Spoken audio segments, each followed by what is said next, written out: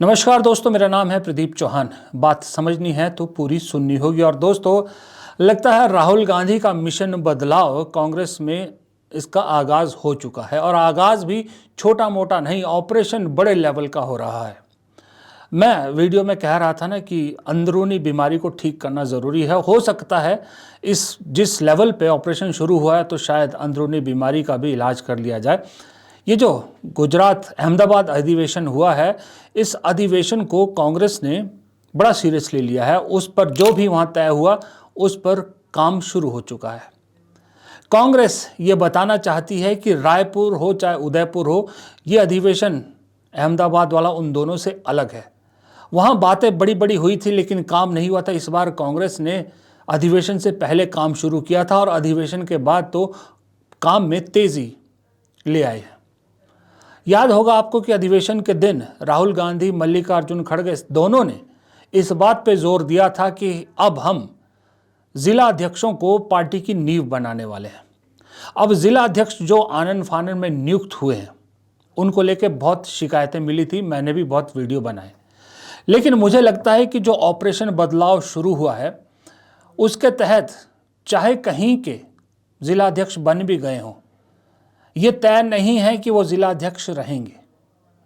अगर कहीं गड़बड़ लगती है वो जाएंगे, क्योंकि उस दिन ऐलान हुआ था कि हर राज्य में खुद राहुल गांधी, मल्लिकार्जुन खड़गे जाएंगे भी और एक प्रॉपर ट्रांसपेरेंट तरीके से जिला अध्यक्ष चुने जाएंगे। इसलिए घबराइए मत। जहां पर थोड़ी गड़बड़ हुई है जिला अध्यक्षों को लेके, मुझे नहीं लगता कि वो ज़्यादा दिन टिक पाएंगे। गुजरात के बाद मैं दो बदलाव साफ साफ देख रहा हूं। गुजरात से पहले ही इनफैक्ट राहुल गांधी का 2025 जब से शुरू हुआ है तब से एक नए रास्ते पर चलती हुई कांग्रेस दिख रही है। संगठनात्मक बदलाव के साथ साथ तेवर में भी कांग्रेस के बदलाव दिख रहे हैं। तेवर पे आने से पहले जरा संगठन की बात शुरू करते हैं। जो मैंने कहा कि बदलाव कहां से शुरू हो गया, दरअसल आज कांग्रेस ने एक लंबी चौड़ी सूची जारी की है और इस सूची में तकरीबन 41 डिस्ट्रिक्ट जो है वो डिस्ट्रिक्ट कांग्रेस कमेटी, गुजरात के जो डिस्ट्रिक्ट प्रेसिडेंट है, जिला अध्यक्ष है, उनको चुनने की कवायद जो जिम्मा दिया गया है, वो एक लंबी चौड़ी जो है वो एक टीम बनाई गई है जिसमें 43 एआईसीसी ऑब्जर्वर बनाए गए हैं, 43 ऑब्जर्वर, और तकरीबन 182 के करीब पीसीसी ऑब्जर्वर बनाए गए हैं। गुजरात में 41 ज़िला हैं, शायद 41 ज़िला हैं, अगर मैं गलत नहीं हूँ माफ़ कीजिएगा, और उससे भी कम हो सकते हैं शायद। गुजरात में जो है, गुजरात में ज़िला कम हो सकते हैं क्योंकि जो ज़िला कमेटी बनाई जाती है वो कई बार बड़ी जगह ऐसा होता है कि रूरल अलग होता है, ग्रामीण अलग होता है और शहरी ज़िला अध्यक्ष अलग होता है। तो कई डिस्ट्रिक्ट में आपको दो दो ज़िला अध्यक्ष भी मिलते हैं। तो इसीलिए इतनी बड़ी टीम बनाई गई है, 43 एआईसीसी ऑब्जर्वर और 182 के आसपास पीसीसी ऑब्जर्वर, यानी टीम बनाई गई है। हर ज़िला अध्यक्ष को चुनने के लिए अलग टीम है, यानी कहीं सेटिंग का कोई चांस है ही नहीं। प्रदेश अध्यक्ष, सीएलपी लीडर कितने एआईसीसी ऑब्जर्वर को सेट कर पाएंगे? 1, 2, 3, 43 एआईसीसी ऑब्जर्वर को और 182 पीसीसी ऑब्जर्वर की सेटिंग करना किसी भी बड़े से बड़े नेता के बस की बात नहीं। ये मैं सिर्फ गुजरात की बात कर रहा हूँ जहाँ से ऑपरेशन शुरू हुआ है। एक ज़िला अध्यक्ष को चुनने के लिए, एक ज़िला के अध्यक्ष चुनने के लिए एक एआईसीसी ऑब्जर्वर और 4 पीसीसी ऑब्जर्वर होंगे, यानी दूसरे ज़िला में कोई और टीम होगी, तीसरे ज़िला में कोई और टीम होगी। ये ट्रांसपेरेंसी है। इतने निचले लेवल पे ज़िला अध्यक्षों को चुनने का काम शुरू कर दिया गया है और शुरुआत हुई है कहाँ से? गुजरात से। राहुल गांधी ने ठान लिया है कि अब की बार गुजरात में मोदी को हरा के रहेंगे, और मुश्किल भी नहीं है, ये बात वो समझ गए हैं। वो चाहते हैं कि मोदी मॉडल की हवा वो निकाल के रहें और गुजरात में हर हाल में कांग्रेस को ऊपर लाना चाहते हैं। गुजरात को हर हाल में एक उदाहरण के तौर पर इस देश में पेश करना चाहते हैं राहुल गांधी। इसलिए अधिवेशन भी गुजरात में किया और शुरुआत भी बदलाव की गुजरात से की जा रही है। गुजरात में दरअसल कहा जाता है कि अमूल चूक परिवर्तन करना चाहते हैं राहुल गांधी, यानी जिला अध्यक्ष तो छोड़िए, बूथ अध्यक्ष से लेकर प्रदेश अध्यक्ष तक हर एक को बदलना चाहते हैं, क्योंकि उस राज्य में राहुल गांधी को लगता है सबसे ज्यादा स्लीपर सेल अगर कहीं है तो गुजरात में है। गुजरात में कांग्रेस में 90% 95% कहा जाता है कि ऐसे लोग हैं जो बीजेपी के साथ मिलकर काम करते हैं। इसलिए राहुल गांधी नीचे से ही ऊपर तक सबको बदलना चाहते हैं, यानी ऑपरेशन कंप्लीट ओवरऑल शुरू हो चुका है गुजरात से। अब गुजरात से शुरू करने के देखिए कांग्रेस को दो फायदे हैं। मोदी शाह मॉडल फूटता है और दूसरा गांधी पटेल की धरती, कांग्रेस के आइडियोलॉजी, कांग्रेस के दो बड़े चेहरे, उनकी विचारधारा को आगे बढ़ाने का मौका मिलता है। इसलिए गुजरात से ओवरऑलिंग शुरू हुई है। और साथ ही एक चीज़ और आपने नोट करी क्या, कि पिछले 10 साल में, मैं 2024 तक के लोकसभा चुनाव को गिनूंगा, पिछले 10 साल में बीजेपी या सरकार या संघ बहुत ज़बरदस्त तरीके से सबसे ज़्यादा किसी को अगर निशाना बनाया, सबसे ज़्यादा किसी के बारे में झूठ फैलाया, वो थे पंडित नेहरू, देश के पहले प्रधानमंत्री। फिर उसके बाद इंदिरा गांधी, राजीव गांधी, महात्मा गांधी। और कांग्रेस या तो डिफेंड करती थी या तो फिर शांत चुप रहती थी। लेकिन अब राहुल गांधी ने तय किया है कि ये जो हमारे एसेट हैं, जो हमारा गर्व होना चाहिए, जिस कांग्रेस पार्टी को जिस पे गर्व होना चाहिए था, उसको लेके अब शर्मिंदा नहीं होंगे। उनकी कामयाबी क्या थी, वो क्यों कांग्रेस के लिए और इस देश के लिए गर्व का विषय है, ये लोगों को ज़रूर बताएंगे। इसलिए अब राहुल गांधी इंदिरा गांधी का भी जिक्र करते हैं, राजीव गांधी का भी जिक्र करते हैं और नेहरू का भी खुल के जिक्र कर रहे हैं। अब तो नेहरू जैकेट तक का जिक्र कर रहे हैं। ये देखो अपना एक कोटिंग का प्रोसीजर है, आप करके देख सकते हैं, अभी मार्किंग की है। ये नेहरू जैकेट काट रहे हैं आप? अच्छा, ये नेहरू जैकेट है जो हमने पर्टिकुलर अभी इंस्टेड आपके लोगों के साथ। ये नेहरू जैकेट जो है, ये पता है कैसे, पहला वाला कैसे बना था, आपको मालूम है? नहीं, मेरे जो परदादा थे उनके घर में एक टेलर काम करता था, उसने बनाया था। तो जो चलता आ रहा है नेहरू जैकेट, तो सदियों से चलता आ रहा है, तो आज भी इसी का नाम नेहरू जैकेट है। बट उसने क्या किया, कुर्ते पजामे का कॉलर उसने सूट पे लगा दिया। सूट पे लगा दिया। हाँ। उनके पोते के पोते हमारे साथ अभी काम कर रहे हैं। यहाँ ऐसे, हाँ इसको, हाँ ऐसे, हाँ स्ट्रेट, देन हाँ राउंड।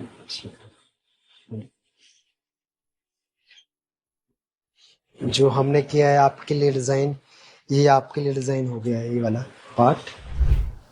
आप देखिए, राजनीति में छोटे छोटे न्यूएंसेस होते हैं ना। नेहरू जैकेट का जिक्र करना और राहुल गांधी का ये बताना कि नेहरू जैकेट शुरू कैसे हुई, ये सीधा सीधा ये बताने की कोशिश है कि नेहरू जैकेट को मिटाने की कोशिश की गई मोदी जैकेट से। नेहरू जैकेट तो मिट ना पाई तो नेहरू क्या मिटेंगे, नेहरू का कंट्रीब्यूशन क्या मिटेगा, ये एक सीधा सीधा स्टेटमेंट है इससे। तो ये राहुल गांधी ने नई कांग्रेस और नेहरू प्लस गांधी पटेल, ये जो कॉम्बिनेशन लेके और अपने जितने भी पूर्व प्रधानमंत्री है सब पे गर्व करने का एक कांग्रेस कार्यकर्ताओं को जो एक संदेश दिया है। अब आप देखेंगे कि व्हाट्सएप यूनिवर्सिटी पे जो गोडसे समर्थक, सावरकर समर्थक हैं, उनको बराबर का जवाब मिलेगा। चाहे वो मनमोहन सिंह हो, चाहे वो नरसिम्हा राव हो, इंदिरा गांधी हो, राजीव गांधी हो, लाल बहादुर शास्त्री हो, चाहे पंडित नेहरू हो, जो इस देश के लिए उनका कंट्रीब्यूशन है। सोशल मीडिया टीम को खास ट्रेन किया जा रहा है, खास इंस्ट्रक्शन दी जा रही है कि इनका हर एक देश के लिए किया गया कंट्रीब्यूशन या हर एक कामयाबी को लोगों तक पहुंचाया जाए, सोशल मीडिया पर खूब बखान किया जाए।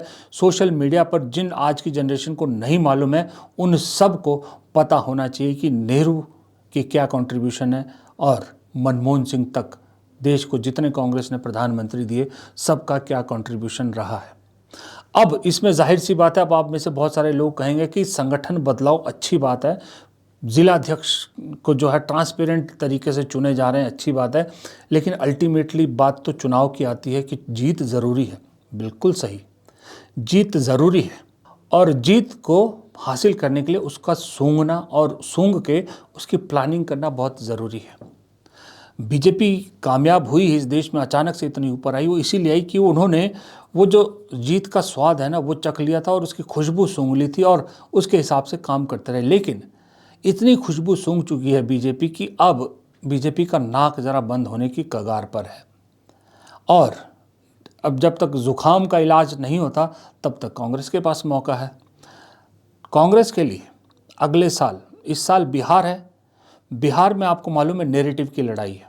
मैं मानता हूं कि कांग्रेस बिहार में कोई इतनी बड़ी फोर्स नहीं हो जाएगी इतने से कम समय में कि भाई अकेले पे चुनाव जीत जाए, आरजेडी के साथ लड़ेगी, लेकिन इतने कम समय में कांग्रेस ने वहाँ पर चौथे नंबर पे यानी एक बड़ी पार्टी के रूप में अपने आप को स्थापित कर दिया। अब तक वहाँ गिना जाता था कि जेडीयू, बीजेपी और आरजेडी इनका मुकाबला है, बाकी छोटी पार्टी, ऐसे कहा जाता था। लेकिन नहीं, आज की डेट में बिहार में कहा जाता है एक तरफ है बीजेपी और जेडीयू, एक तरफ है आरजेडी और कांग्रेस।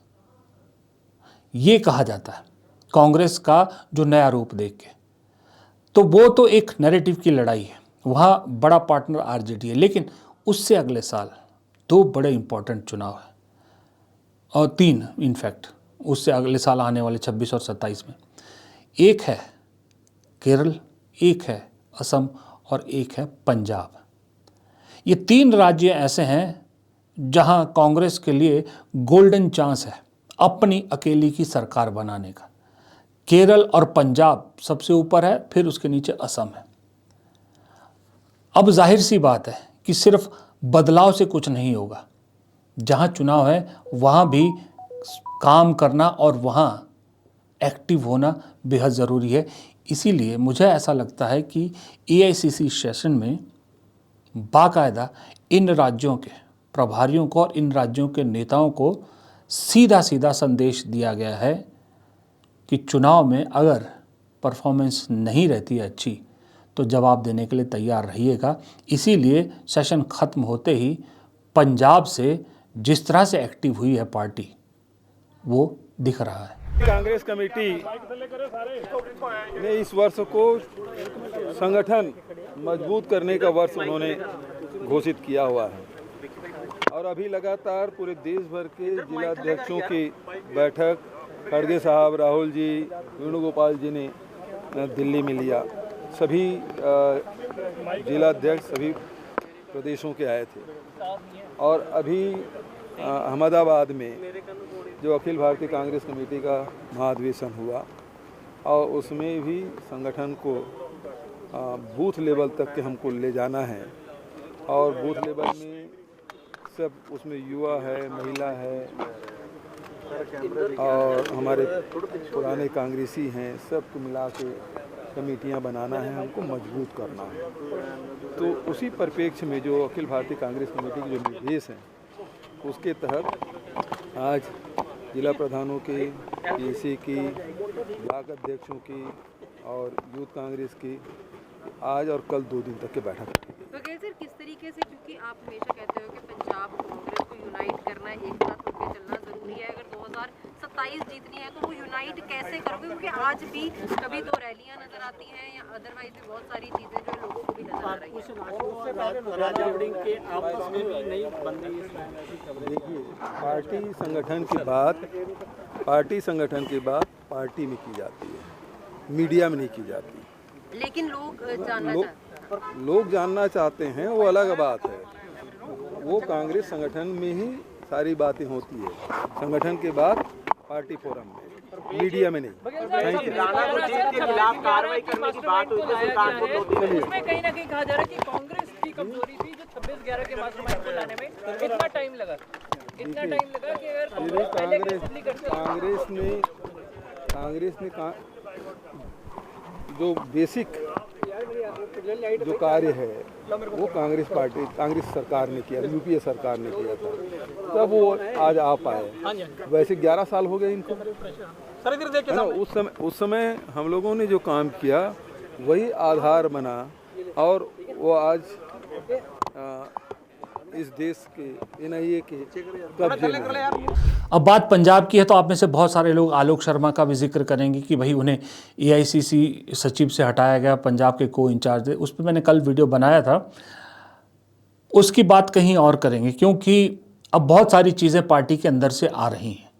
कुछ लोग कह रहे हैं कि आलोक शर्मा को बड़ी जिम्मेदारी दी जाने वाली है, कुछ लोगों का कहना है कि भाई सचिव से बड़ी जिम्मेदारी क्या हो सकती है, कुछ लोग ये कह रहे हैं कि कुछ ऐसा था इंटरनल, कुछ आलोक शर्मा पे कुछ बड़े गंभीर आरोप लगे थे कि पार्टी को लगा इससे पहले वो बाहर निकलें और पॉलिटिकल मुद्दा बने, इसलिए उन्होंने अपने लेवल पे इसको सुलटा दिया। और कुछ लोगों का ये भी कहना है कि KC वेणुगोपाल ने मल्लिकार्जुन खड़गे को भी खबर नहीं होने दी, आलोक शर्मा को हटाने से पहले उन्हें भी सूचित नहीं किया। तो अलग अलग तरह की खबरें आ रही हैं।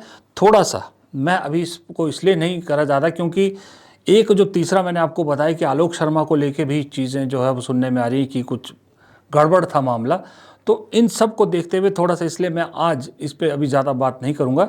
एक बार चीज़ें साफ़ हो जाएं, अलग अलग एंगल क्या क्या कह रहे हैं अलग अलग लोग, उनको थोड़ा शांत होने दीजिए, फिर इस पर एक डिटेल वीडियो ज़रूर बनाऊंगा। और आज भी मुझे आप में से बहुत सारे लोग, अभी भी आपने सुना होगा इस वीडियो के बीच में भी मोबाइल की आवाज़ें आ रही हैं, मुझे लोग अभी भी देश भर से जो है वो कांग्रेस के जो ज़िला अध्यक्षों को लेकर गड़बड़ियाँ हुई है वो लोग भेज रहे हैं।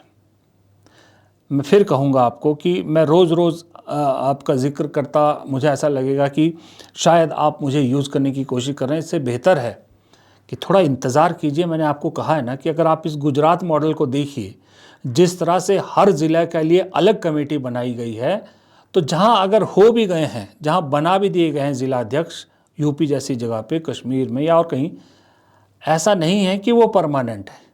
इसको देख के तो ऐसा लगता है कि सब की छंटनी होगी और सब स्लीपर जो हैं वो बाहर होंगे। बस थोड़ा सा इंतज़ार कीजिए। और आज की वीडियो को भी थोड़ा यहीं ख़त्म करता हूँ। पसंद आए तो लाइक और शेयर कीजिएगा, कमेंट बॉक्स में राय ज़रूर दीजिएगा अपनी। चैनल को सब्सक्राइब नहीं किया है, प्लीज़ गुजारिश है चैनल को सब्सक्राइब कर लीजिएगा। हमारी आर्थिक मदद करना चाहें तो प्लीज़ ज़रूर कीजिएगा, जॉइन बटन और सुपर थैंक्स के ज़रिए। नमस्कार।